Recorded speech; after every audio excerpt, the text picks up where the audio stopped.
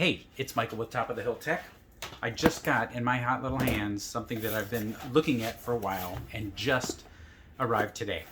In fact, it's still cold, so I'm going to open the box, but I'm not going to take it out yet because I'm not going to power it up yet because, it's still quite cold out. It's actually 5 degrees outside. It's been in the back of a UPS truck. But here it is. It's my S21 Ultra. I've been waiting for this, the Samsung Galaxy S21. You can see it's still sealed. I can't wait to break the seals. I'm going to do that, break the seal. But I'm not actually going to power it up or anything. I'll wait till I'm going to charge it up tonight. I'm going to let it warm up tonight and then charge it up. And then tomorrow we'll have the full reveal. But I am so excited to get working on this. This is quite an amazing phone. I'm looking forward to this. I'm sure you are too. And there it is. It's a beauty. All black. Just like Henry Ford said, you can have any color you want as long as it's black. But I think this one came in black or silver. Anyway, stay tuned tomorrow. Looking forward to this.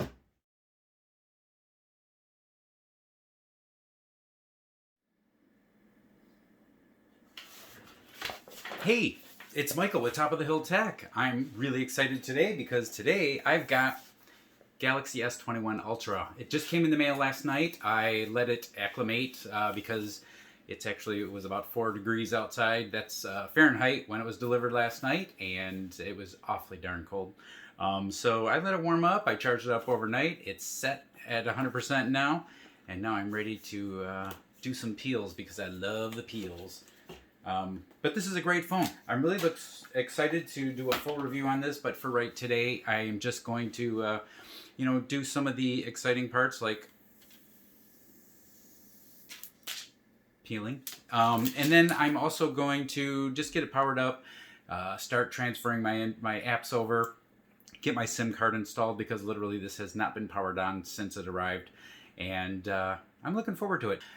Things I'm going to be looking at and evaluating over the next couple of days are going to be affordability, usability, geekiness, fun factor, and really how beneficial is it to have a flagship phone for somebody who is middle-aged, but a middle-aged geek like myself, and how much pleasure am I going to get out of this thing, and really how much pleasure am I going to get for the dollars that I've spent. So I'm excited to get it started up. I've not yet powered it up yet. I'm going to be doing that in the next few minutes. Install my SIM card, start transferring my apps over to it, and see what we can do. Lately, or actually for the last couple of years, I've been using my Galaxy Note 10. So I'm a big fan of the Galaxy series. My Note 10's been really a great phone.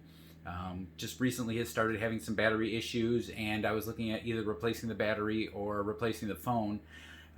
And this phone came up, it just really was released on the market just within the last couple of weeks. I did not get it on pre-order. I got it after it was live. However, they were still offering some great incentives, so I'll talk about that too as far as affordability, because it did make sense for this at this point to be able to replace the phone. Anyway, Galaxy S21 Ultra, I'm really looking forward to doing a full review on this, and it'll be posted in the next couple of weeks, probably in the next week. But in the meantime, I'm excited to get started. Now, I'm also a big proponent of putting a heavy-duty case on this thing. I usually get cases by OtterBox or D-Brand or one of the other brands that are really durable cases. But I've done a lot of shopping, and none of them are available for this phone yet. So it's going to be naked for a while, which scares the crap out of me. But it's what we're going to have to deal with. As soon as I can get a case available, then I'm going to purchase it and get it wrapped around this thing. So if I do drop it, then it's pretty well protected because I've been known to drop a few things.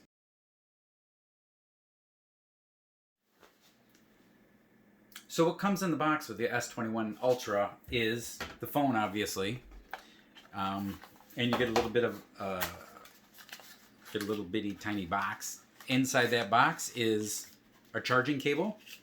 This is USB Type-C to USB Type-C. However, there's no charging brick.